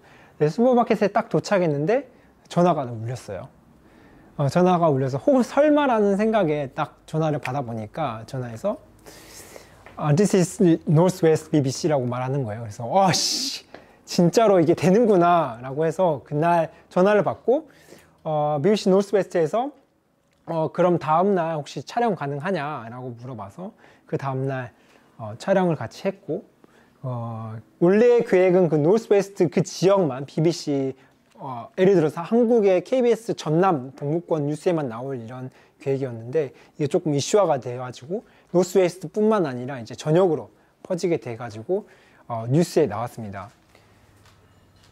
뉴스에 나오고 나니까 제가 영국을 이제 여행할 동안에 한두 명의 호스트 집에서 잔 게 아니라 여러 명의 호스트 집에서 자면서 번호도 교환하고 이랬는데, 제가 BBC에 나왔던 소식을 들은 분들이 저에게 다 이제 한국말로, 한국 카톡으로 이제 정말 고생했다, 정말 대단하다, 정말 뭐 존경한다 이런 응원의 문자들을 많이 보내주셨는데, 그런 문자들을 받았던 순간이 제가 리버풀 트레인 제가 목적지로 정한 그 곳에 도착했을 때보다 훨씬 더 좀 더 감명 깊고 좀 감동적이었던 것 같아요. 누군가의 응원을 받는다는 게. 네. 여기까지가 저의 이제 자전거 여행이었거든요.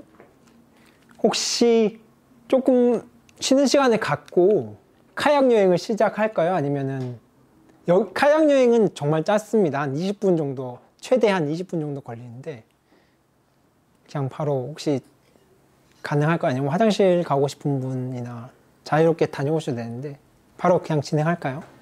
네. 카약 여행은 저 고등학교 때 지금도 같이 정말 친한 친구인 용준이랑 최용진이라는 친구랑 같이 했습니다. 그때 당시에 저는 이제 여행이 끝나고 영국에서 6개월 정도 머물고 있었고, 용준이는 그 어학연수로 캐나다에 있었는데, 용준이가 저한테 나 어학연수 돌아가기 전에 조금 그래도 뜻깊은 여행을 하고 싶다, 모험을 한번 즐겨보고 싶다 라고 제안을 해서 제가 생각했었던 거는 이제 카약이었습니다. 왜 카약을 선택하게 되었냐, 방금 말씀드렸듯이 여행 마지막에는 저희 무릎이 이제 거의 마무리가 돼서 못 쓸 것 같아서 더 이상 자전거로는 이제 안 되겠다라는 생각에 그러면 뭐가 있지라는 생각을 하는 도중에 제가 독일 라인강을 따라서 네덜란드로 가는 도중에 강 위에서 카약을 타시는 분들을 봤어요. 카약을 타시는 분들을 보니까 그냥 카약에 편하게 앉아서 노를 젓고 계시는데, 자전거 같은 경우는 항상 이제 다운바를 잡고 이렇게 허리를 숙여야 돼서 항상 허리가 이렇게 아프거든요. 그래서 항상 이렇게 펴줘야 되는데 카약을 보니까 편하게 앉아 있는 거야. 그리고 상류에서 하류로 내려가게 되면은 굳이 노를 젓지 않아도 그냥 내려가겠구나, 어느 정도 거리를 가겠구나 라는 생각에 카약을 선택하게 되어서 저 용준에게 카약을 이제 제안을 했습니다. 카약은 저희가 독일에서 시작해서 흑해로 끝나는 다뉴브강 위에서 탔는데요. 다뉴브강 길이는 한 3,000km 정도 돼요. 총 길이는 3,000km 됐는데 그 중에서 저희는 이제 2,000km 정도 탔고요. 다뉴브강의 상류는 독일 슈투트가르트 근처에 슈바츠왈드라는 곳에서 출발해서 이제 울름을 통해서 이렇게 몇 국가를 통해서 가게 됐는데, 저희가 완전 상부에선 출발하지 않고 이제 어느 정도 강의 폭이 좀 있을 때 카약을 탈 수 있는 정도의 폭이 되는 그러한 도시에서 출발을 하게 됐는데, 그 도시가 울룸입니다. 여기 보시면은 이제 저희가 탔던 그런 곳인데, 독일에서 출발해서 오스트리아, 그 다음에 슬로바키아, 헝가리, 세르비아, 루마니아, 불가리아. 세르비아, 불가리아, 루마니아 순이네요. 세르비아에서 탔을 때는 크로아티아랑 다뉴브강을 공유해서 크로아티아 구간도 같이 탔었고요. 그 다음에 마지막에 이제 흑해에서 끝나게 됩니다. 카약은 2,000km 정도 탔고 50일 정도 탔습니다. 좀 빠르게 탔는데요. 왜냐면은 용준이라는 친구가 다시 마지막 학기를 이제 끝내야 되기 때문에 그 시간에 조금 맞춰서 끝내야 돼서 50일 안에 좀 끝내자라고 서로 협의를 하고 탄 거였고요. 카약 여행은 자전거 여행과는 전혀 다른 이제 물에서 이제 유럽을 바라보는 그런 좀 다른 시점의 여행이었고 정말 다릅니다. 자전거 같은 경우는 내가 쉬고 싶을 때 그냥 길 위에 자전거 받쳐놓고 쉬면 되고 먹고 싶은 거 있을 때 아니면 뭐 사고 싶은 거 있을 때 찍고 가서 거기서 슈퍼마켓에서 사거나 아니면 음식점 가서 먹으면 되는데 카약 같은 경우에는 물 위에 있기 때문에 쉬고 싶어도 카약이 정박할 수 있는 곳을 찾아야 물 밖으로 나와서 쉴 수 있어요. 그렇지 않으면은 카약에 계속 앉아 있어야 되는데 제가 제일 처음에 말씀드렸던 건 카약은 정말 쉬워 보인다. 편안하게 앉아서 갈 수 있겠다 라고 생각을 했는데 진짜 6시간, 8시간 동안 그런 니은자 모형의 의자에 앉아 있잖아요. 죽을 것 같아요. 그래서 좀 그런 부분이 좀 다르고요. 그리고 장 보는 것도 장 볼 수 있는 슈퍼마켓이 카약을 정박할 수 있는 곳과 조금 가까이 있어야 장을 보러 갈 수 있고 그래서 장을 한번 볼 때 조금 물 같은 경우도 6리터 엄청 크게 좀 많이 좀 사놓고요. 그런 부분이 좀 달랐습니다. 자전거 여행에 비해서는 좀 거리가 짧고 기간도 짧아서 찍은 사진들도 그렇게 많지 않아서 그냥 빠르게 사진들 보여드리도록 할게요. 이제 여기는 이제 독일 상부에서 찍은 다뉴브강 사진인데 얼핏 보면은 그냥 섬진강에서 카약 타는 거 같죠? 이렇게 타다 보면은 그래도 이제 조금 유럽풍의 조금 도시들 나오면 그래도 유럽에서 타고 있는구나 라고 생각을 하게 되고 이 도시도 똑같습니다. 점점 이제 다뉴브강이 사류로 가면 갈수록 점점 더 넓어지고요. 아침 컴셋 사진 용진이 형처럼 아침에 일어나서 그냥 커피 마시고 그런 사진. 이 모든 짐들이 다 카약 안으로 다 들어갑니다. 캠핑 용품들이.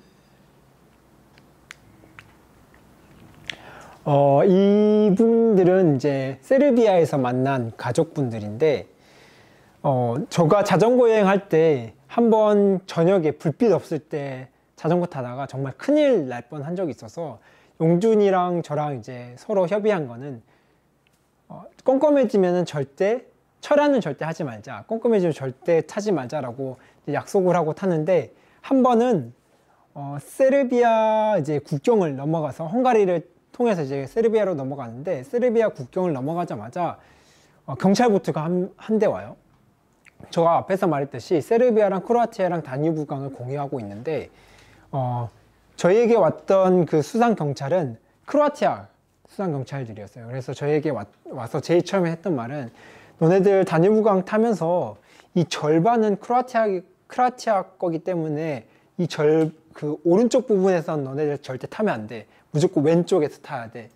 물론 왼쪽에서만 타면 탈 수 있죠. 뭐 강이 워낙 크니까. 그래서 그걸 숙지하고 계속 이제 왼쪽에서만 세르비아 쪽에 다뉴브에서만 타고 있었습니다.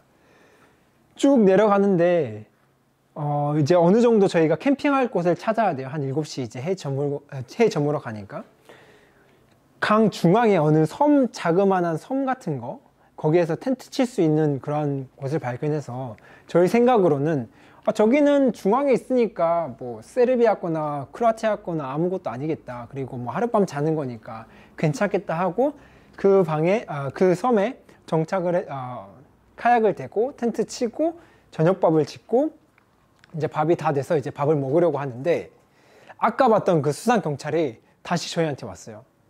저희한테 와서 야 너네 여기 크로아티아 영역이야. 너네 여기서 이렇게 텐트 치면 안 돼. 라고 말을 해서 저는 가서 이제 조금 유두리를 발휘하고 그 다음에 조금 너그럽게 말하면은 그들이 그래 하룻밤 정도는 여기 잘 수 있어라고 말할 줄 알고 좀 다가가서 이야기를 해보려고 했는데 그들이 진짜 강하게 야 너네 지금 여기서 5분 만에 안 나가면 너네들 체포할 거야. 당장 나가. 그래서 저희 밥 먹고 있었던 거 다 버리고 그냥 막 싸서 텐트도 접고 카약으로 다 넣어서 카약에 넣고 예, 그 섬을 나옵니다. 그 섬을 나가니까 이제 경찰들도 가고요. 제가 7시쯤에 그 섬에 도착했다고 그랬잖아요. 이제 어느 정도 시간이 지난 상태에서 나오니까 벌써 이제 해는 저물어 가고 이제 거의 보이는 게 없어요. 강 위에는. 불빛도 없고. 그래서 저희 앞에 있는 게 뭐 나무인지 아니면 이게 강이 맞는지 여기서 커브가 있는지 없는지 전혀 확인이 안 되거든요. 그래서 정말 위험합니다. 여기 앞에 뭐 바위가 있으면 바위랑 부딪히면 카약이 안 되잖아요. 그래서 정말 천천히 용준이랑 가고 있는데 저 끝에서 불빛 하나가 이렇게 비치고 있어서 용준이랑 저랑 일단 저기만 먼저 가보자 라고 해서 딱 갔는데 이분 아저씨가 저녁에 이제 밤낚시 여기 테라스에서 밤낚시 하고 계시는데 이제 용준이랑 저랑 이제 보자마자 도와달라고 살려달라고 외치니까 이분들이 이제 그래 알았어 너네들 우리 마당에 있으니까 마당에서 좀 자 라고 하셔서 그때 다행히 진짜 조금 편안하게 마당에서 좀 잘 수 있었고요. 그 다음날 일어나서 이제 찍었던 사진입니다.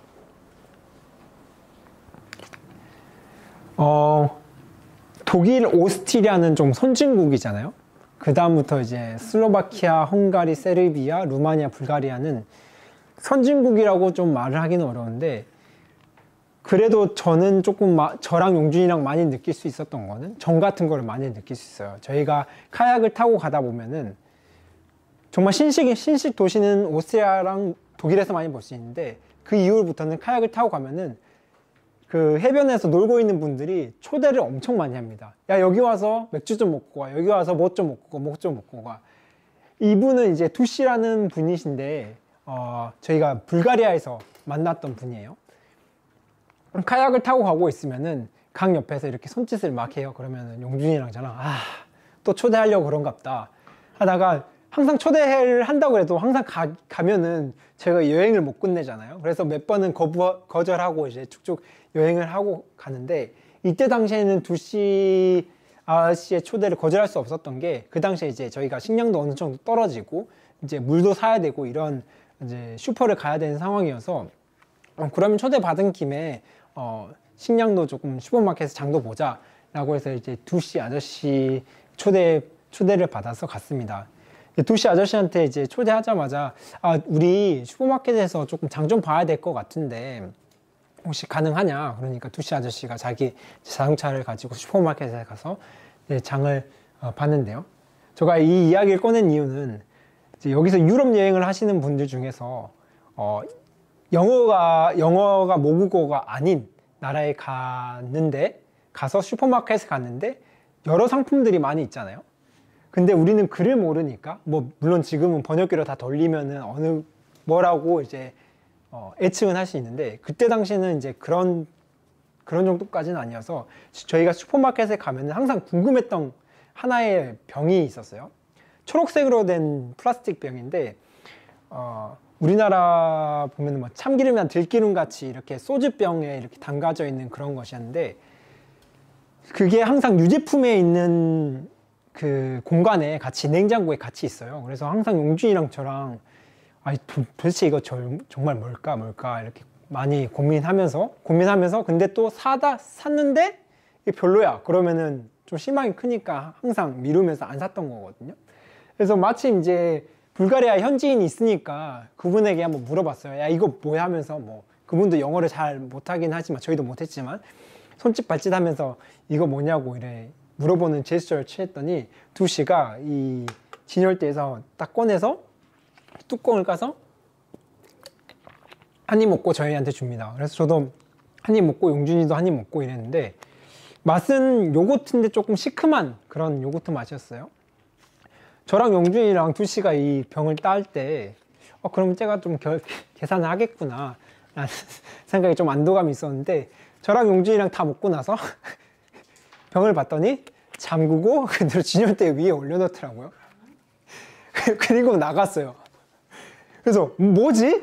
이게 이렇게 해도 되는 건가? 근데 그 계산하신 분은 그걸 다 보고 있음에도 불구하고 그냥 나가시더라고요. 아주 노멀하게. 근데 제가 이제 이러한 이야기를 잘츠부르크에 있으면서 게스트하우스에서도 하는데, 그때 당시 잘츠부르크에서 공부하고 계셨던 루마니아 친구가 있어요. 너무 궁금해서 야 이게 보편적인 거야? 라고 그 친구한테 물어봤는데, 작은 시골에 슈퍼마켓 가면은 그런 일이 종종 있다고 하더라고요. 이게 뭐 맛보고 그냥 넣어놓고. 근데 그게 뭐 그 식품만 한해서겠죠? 근데 그런 걸 뭐 알았으면은 저희가 어느 가게나 다 가서 그냥 궁금한 거 있으면은 한 모금 하고 넣어놓고 이럴 텐데, 그때 당시에는 몰랐으니까 뭐, 그리고 저희는 현지인이 아니어서 뭐라 그러면은 뭐 대꾸도 할 수 없었는데, 이제 그랬던 추억이 있는 그런 두시 아저씨입니다. 그래서 쇼핑 보고 와서 두시 아저씨가 이제 차려준 음식들이랑 맥주 먹고 이제 차려줬으니까 저희도 쇼맨십 해야죠. 뭐 용준이가 드럼을 치지 못하고 저가 트럼펫을 붙지 못하는데, 그래도 하는 척, 잘하는 척, 재밌는 척 이렇게 조금 쇼를 하고 그 다음에 이제 또 카약을 탔습니다. 이 뒤에 보이시는 게 이제 블랙시, 이제 흑해에 도착하고 나서 이제 찍은 사진입니다. 제가 그 카약 여행 때는 조금 카메라와 이제 액션캠을 활용해서 좀 영상을 많이 찍었어요.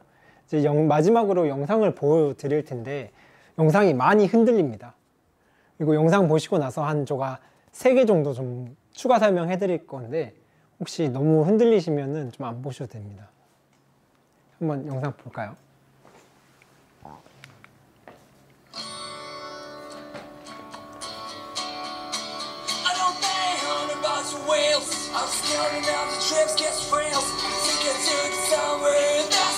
지금 여기는 저 카약을 옮기는 그런 상황인데,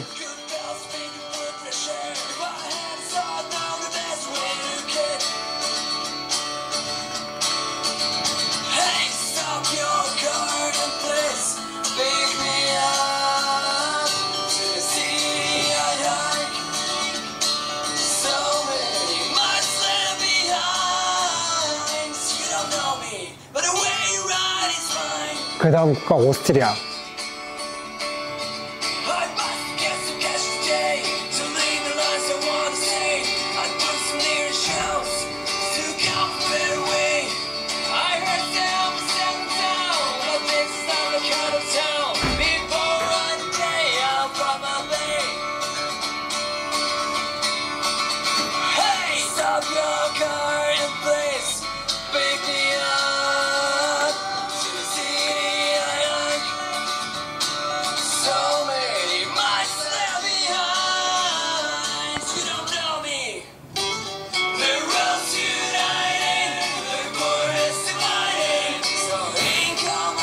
용준이 허락은 허락은 받지 않았지만 저는 그냥 영상에 사집했습니다.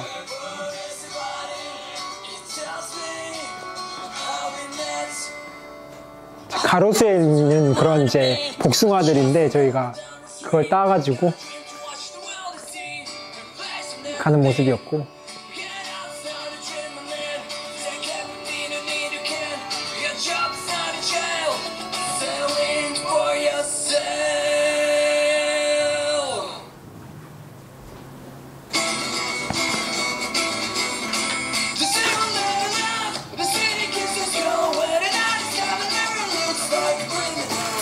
카약을 타다가 이제 다른 이제 카약 타시는 분들도 만나게 되고요.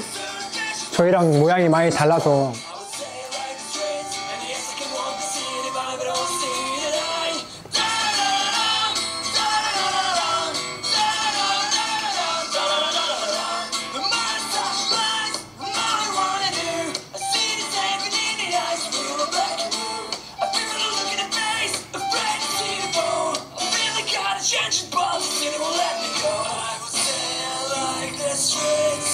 And the years talking about the city, but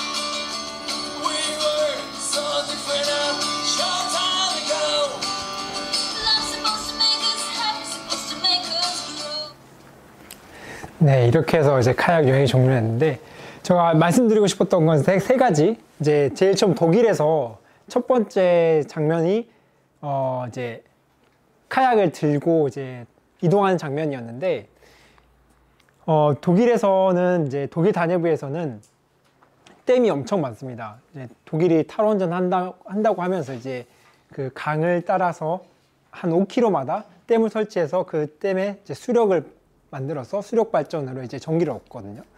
제가 제일 처음에 생각했었던 거는 상류에서 하류는 어차피 내리막이니까 그냥 가만히 있어도 내려가겠다라고 했는데, 상류에서 내려가는데 여기 댐을 만들어 놓으니까 내려가진 않고 물이 이렇게 동일한 높이입니다.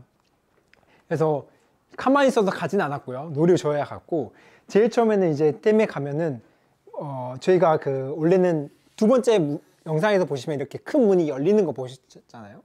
이게 그 문이 열려서 이렇게 나갈 수 있는데, 저희는 이제 첫 번째 날에는 그걸 몰랐는데, 첫 번째 날 그걸 한 5번을 겪고 나니까 한 두 개 합쳐서 한 170km 정도 되거든요, 카약이. 거기에 등고까지 있으니까. 이제 두세 번 그 무거운 카약을 옮기다 보니까 너무 힘든 거예요. 그래서 그렇게 많은 길이를 타지 못하고 한 15km 정도 타고 이제 캠핑장에서 쉬고 있는데, 이제 다른 분이 오셔서, 야, 그거는 그 댐은 그렇게 가는 게 아니라 이렇게 문을 열 수 있다 라고 해서 이제 알려주셔서, 저 그 다음날부터는 한번 이제 시도를 해서 이제 그 문을 열고 나갑니다. 댐의 구조는 어떻게 되어 있냐면은, 이게 댐에 있으면은 카약을 타고 옵니다. 그럼 제일 처음에는 이 문이 닫혀 있어요. 그러면은 이 문을 일단 열고요. 그 안으로 카약이 들어가고 문이 닫힙니다. 그럼 이 공간에서는 이 물의 높이가 상류의 높이랑 똑같은데, 이 물을 이제 빼거든요. 레버로 빼면은 물이 점점 낮아져서 이제 하류의 물 높이랑 똑같이 됩니다. 그리고 하류의 물 높이랑 똑같이 되면은 앞에 문이 열리게 되면서 이제 카약이 이렇게 나갈 수 있어요. 반대도 똑같습니다. 반대도 하류의 그 물 높이랑 똑같으니까 먼저 들어오고 물 채워서 올라가면은 문 열고 상류로 이제 가는, 이러한 식의 이제 댐들을 많이 만나는데, 저희가 이제 이거를 둘째 날부터 알고 항상 이제 문 열고 이제 하류로 내려가고 이러고 있으면은, 이제 지나가시는 독일 이제 산책하시는 분들이 두 명의 동양인들이 조금 문 열고 이제 나가고 있으니까 신기해서 쭉 쳐다봅니다. 쭉 쳐다보다가 이제 문이 열리고 이제 나가게 되면 다 이렇게 박수 쳐주고, 그러면은 우리 잘했다 이렇게 서로 칭찬하고 가고.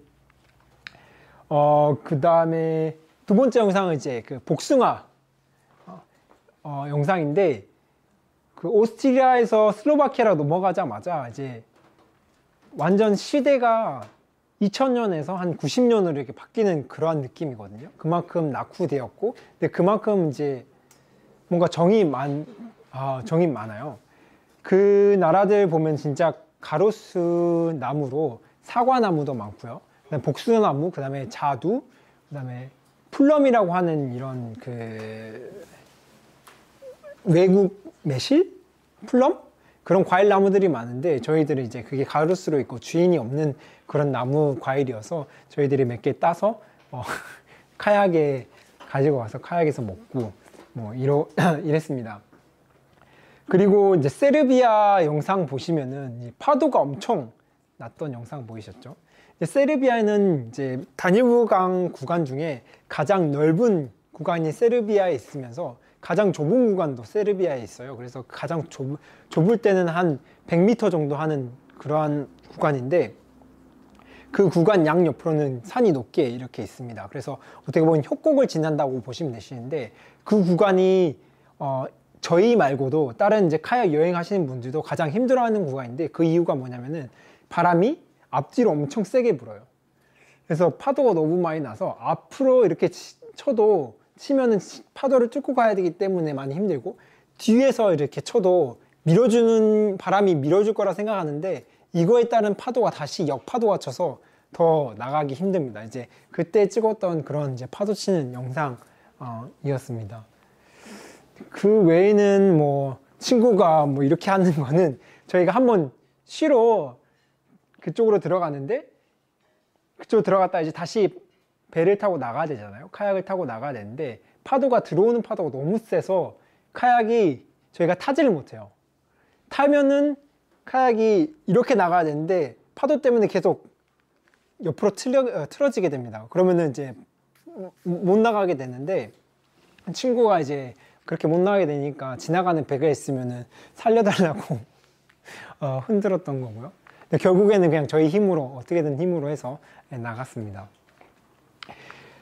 네, 여기까지가 저 이제 자전거와 카약으로 이제 달렸던 2만 킬로 정도 달렸던 이제 총 이야기입니다. 들어주셔서 정말 감사하고, 혹시 궁금한 점, 질문이나 이런 거 있으실까요? 자유롭게 해주시면 되겠습니다. 너무 자전거 혹시 네. 자전거 탈 때 앞에 한쪽에 조금 무게가 쏠리면 코너 돌 때면 핸들 그리고 눈길 뭐 이럴 때 엄청 제가 자전거에 이제 앞에 가방 2개, 뒤에 가방 2개 했는데 항상 무게를 어느 정도 적당하게 이렇게 맞추면서 탔어요. 한쪽으로 쏠리지 않게 그 이유에 따라서. 그래서 뭐 그렇게 힘들지는 않았고요. 그리고 요즘 자전거들 엄청 비싼 자전거들은 뭐 몇 그램 한다고 그러는데 저의 자전거는 한 12kg 정도, 12kg이고 거기에 이제 더 짐 같은 거 다 넣으면은 한 50kg는 나갈 것 같아요. 네, 그래서 조금 더 안정적입니다. 눈에서 이렇게 가방을 맨 채로 타는 게 좀 더 안정적이에요. 제가 한 번은 독일에서 노인슈반시타인 저희 사진에서 보여드렸던 성 가는 길은 자전거 없이 갔거든요. 하루 당일치 왔다 갔다 한다고. 그때는 자전거 이제 배낭을 다 빼고 탔는데 자전거 가벼워지니까 그 바닥에 누르는 힘이 없어서 한 번은 그 얼음 그 도로에서 한번 미끄러져 가지고 좀 사고가 났긴 했었거든요. 네, 좀 가방에 무게를 받는 게 조금 더 안전합니다. 혹시 또 질문 있으시면은. 카약은 대여하신 거예요? 카약. 카약은 저희가 제일 처음에 중고로 구입할까 어떻게 할까 고민하다가 저희가 독일에서 주문을 했어요. 주문해서 저희가 울룸에서 출발했는데 울룸 캠핑장으로 배달 오게 했고, 저희가 마지막 영상에서 보시면은 루마니아에서는 저희 기차 타고 이동했잖아요. 저희가 불가리아에서 중고로 카약을 팔 수 있는 좋은 기회를 맞아가지고 그거를 불가리아에서 팔고 루마니아로 넘어가게 됐습니다. 원래는 이제 저희가 쭉 타고 가면은 루마니아에서 그 카약을 처리해야 되는데 만약에 못 처리했을 경우에는 조금 문제가 생기잖아요. 이걸 한국으로 들고 갈 수도 없는 문제고. 그래서 그때 좀 불가리아에서 좀 좋은 기회가 있어서 그 카약을 팔고 네, 루마니아로 갔습니다. 새 카약을 사서 탔습니다. 혹시 또 질문 있으실까요? 여행 경비가 혹시 여행 경비요? 여행 경비는 자전거 여행 때는 총 경비가 600에서 700만 원 정도 들어간 것 같아요. 자전거 포함해서. 자전거랑 이제 준비물 다 산 거 포함해서. 네, 그렇습니다. 제가 그 이야기 드리면서 계속 호스트라고 말씀드렸는데 이게 어떤 거냐면은 저 중국이랑 러시아는 여름에 통과해서 그때는 숙박비를 좀 아끼려고 텐트에서 야영을 많이 했어요. 텐트에서 많이 야영을 했는데 유럽으로 넘어가면서 추워지면서 이제 밖에서는 못 자니까 이제 밖에서 못 자서 이제 안에서 자야 되는데, 혹시 카우치서핑이라는 사이트를 아시는 분 계실까요? 카우치서핑 혹시 설명 가능하실까요? 아니면 제가 설명해 드릴까요? 알긴 안 정확하게. 네, 카우치서핑이라는 사이트가 그 일반 집에 보면은 이제 거실에 소파는 하나 정도 남잖아요. 이제 그곳을 이제 여행하는 사람들에게 이제 내주는 그런 사이트인데, 저 같은 경우는 이제 그런 비슷한 사이트가 이제 자전거 여행하는 사람들을 위한 사이트가 따로 있어요. 그래서 자전거 여행하는 사람들이 했던 사람들이나 이제 하는 사람들이 그 사이트를 이용하게 되는데, 이제 보통 호스트 분들은 이제 조금 자녀들이 다 이제 외지로 나간 그런 호스트 분들이어서 그 호스트들에게 이제 메일로 나 이렇게 여행하고 있다라고 하면은 추운 겨울에 여행하고 있는데 안 봐줄 사람 없잖아요. 그래서 다 자기 안으로 오라고 해서 이제 그곳에 가면은 뭐 소파에서 자는 게 아니라 이제 자녀들이 사용했던 그런 방에서 네, 그런 침대 제공받으면서 네, 하룻밤 자고 이렇게 계속 더 여행하고, 그러한 이유에서 조금 이제 경비를 절약할 수 있었습니다. 네. 또 혹시 네. 유럽을 여행하려고 하셨으면 혹시 국내로 선택하실 수도 있으셨을 것 같아요. 어떤 구매 말씀하세요? 국내. 아, 국내요? 네, 네, 굳이 해외로 선택한 그런 계기하고 그럴 때 가족들의 만류는 없었는지 알고 싶어요. 첫 번째로 제가 자전거 여행을 떠났을 때의 첫 번째 목적은 솔직히 제가 축구를 좋아하고 리버풀을 좋아하기도 했으면서 그런 망상은 갖고 출발하긴 했던 것 같아요. 내가 자전거를 타고 축구를 위해서 자전거를 타고 유럽에 도착해서 유럽에서 이제 훈련장들을 돌면서 방문하면서 감독들에게 나를 표현하고 나는 이런 축구를 하고 싶어서 배우고 싶어서 축구 감독으로 배우고 싶어서 나 이렇게 내 열정은 이 정도야 라고 이제 보여주고 싶었던 게 저의 자전거 여행을 계획했던 거고요. 그래서 유럽으로 이제 목적지를 정한 거였습니다. 그리고 이제 가족분들은 제가 어머니 아버지 성격을 잘 아니까 가기 일주일 전까지도 말을 안 했고, 네, 일주일 남기고 부모님이 일 때문에 올라오셨을 때 그때 이제 말을 했습니다. 배 티켓 다 샀고 이제 비자 다 있다. 나 가면 된다. 라고 했기 때문에 부모님은 뭐 다 준비된 사랑을 그렇게 뜯어 말릴 수는 없었고요. 그래서 네, 잘 갔습니다. 아무 문제 없이. 혹시 또 궁금하신 점 있으실까요? 카약 끝나고 뭐 했어요? 네? 이후에는 뭘 하셨어요? 네? 카약 여행 끝나고 카약 여행 끝나고 돌아와서 뭐 한 건 없고요. 그냥 한국에 돌아와서 쉬면서 이제 그때 당시에도 저는 이제 그 수첩에 다 일기처럼 이제 하루 끝날 때마다 적었거든요. 이제 그거를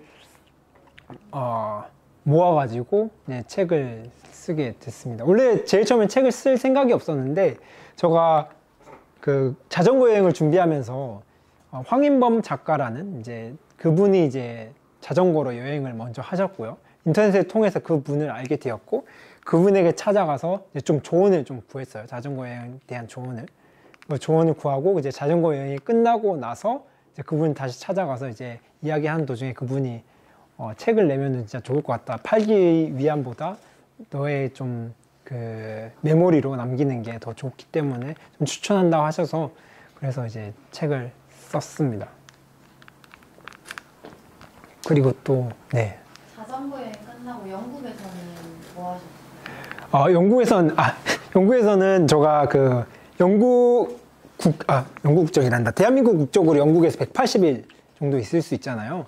그래서 그때 당시에는 영국에만 그냥 가만히 있으면은 거기서 어떻게든 뭐 있으면은 영어가 잘 되겠, 조금이라도 늘겠지라는 생각에 게스트하우스 이런데 이제 스텝으로 일하면서 제 일자리 잠자리 제공 받고 그다음에 그 대신에 이제 일하고 이런 걸로 해서 이제 180일을 좀 채운 다음에 용준이랑 컨택을 해서 네, 여행을 계획하게 되었습니다. 혹시 스펙과 여행을 다시 선택하라고 한다면 나이에 따라 좀 다를 것 같아요. 그때 그 당시로 돌아가면은 지금 이 여행을 안 했다고 가정을 해야 될까요? 했다고 가정을 해야 될까요?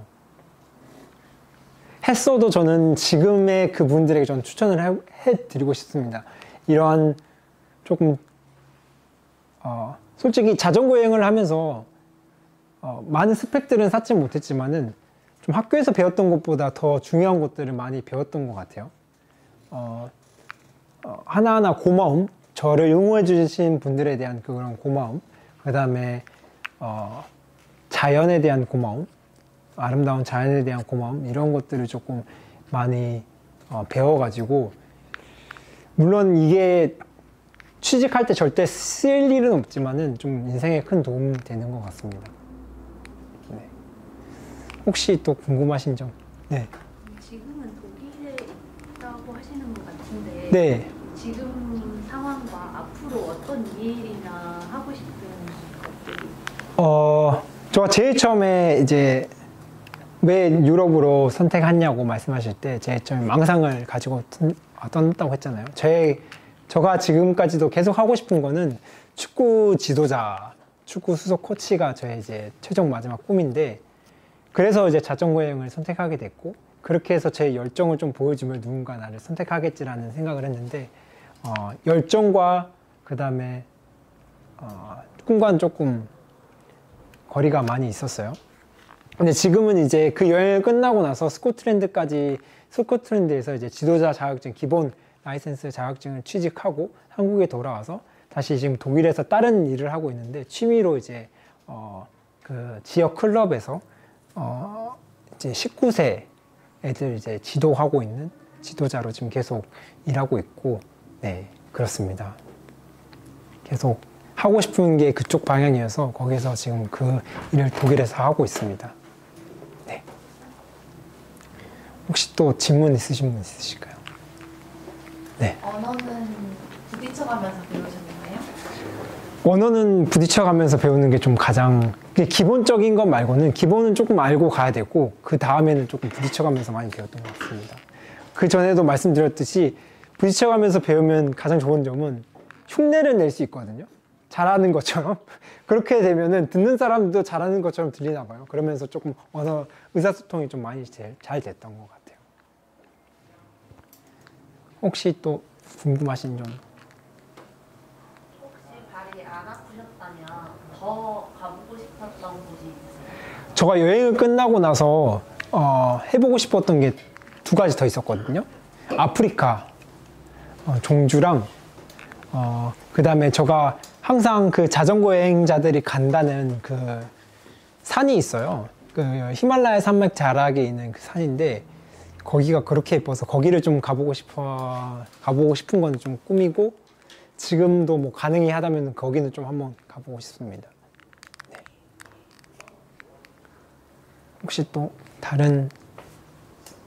나이가 30살 중반 정도 되시잖아요.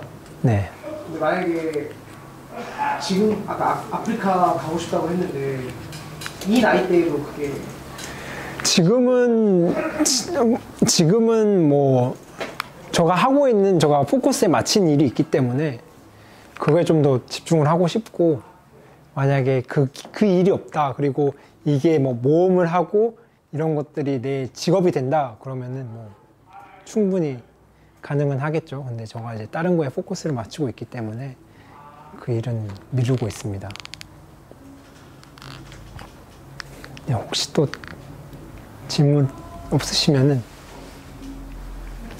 지금 시간이 1시간 한 45분 정도 이야기한 것 같은데, 이 정도에서 뭐 마무리는 줘도 될까요? 혹시 질문이 없으시다면은? 네. 네, 그러면, 네. 작가님 부르고 청년들이 모였는데 청년들한테 한마디 해주시고 마무리해주세요. 아,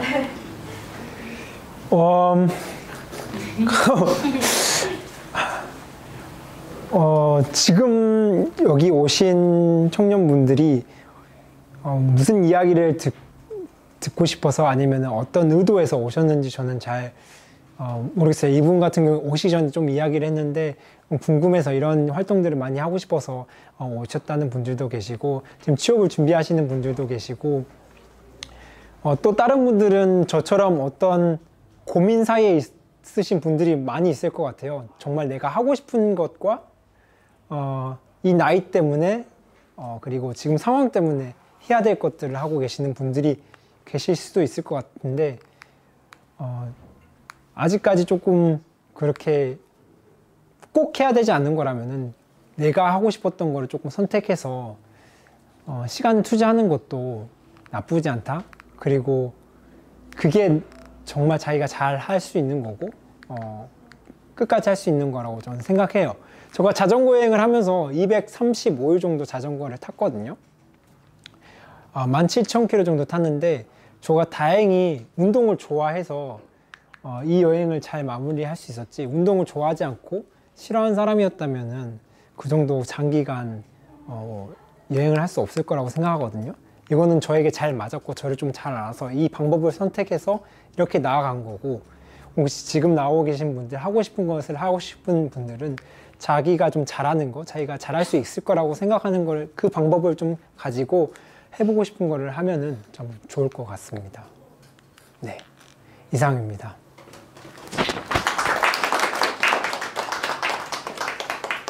네. 아, 그리고 저기 앞에 지금 종이가 어떤 거죠? 이름이 뭐죠? 철분지 드린 거 들어오실 때 드린 거 그거 작성해가지고 여기 앞쪽에 한번 적어주세요. 네. 이렇게 작성해서 앞에 놔두시면 감사할 것 같습니다. 이제 힘들게 보여주셨는데 다 같이 단체 사진 한번 찍으실 수 있으면 같이 단체 사진 한번 찍고 마무리하셨으면 좋겠습니다. 앞쪽으로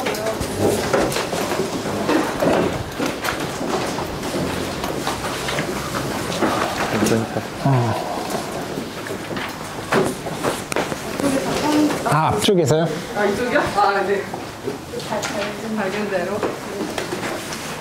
선생님, 가운데 꺾을게요.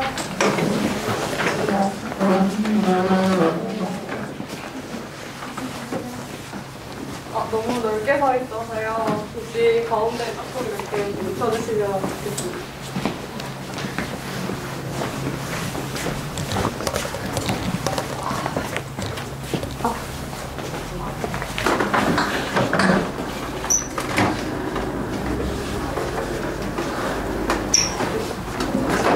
너무 벌쓰는 것 같아서 죄송해요.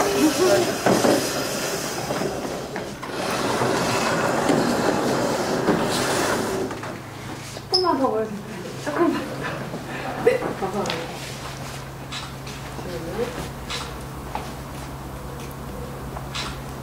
네, 찍을게요. 하나, 둘, 셋.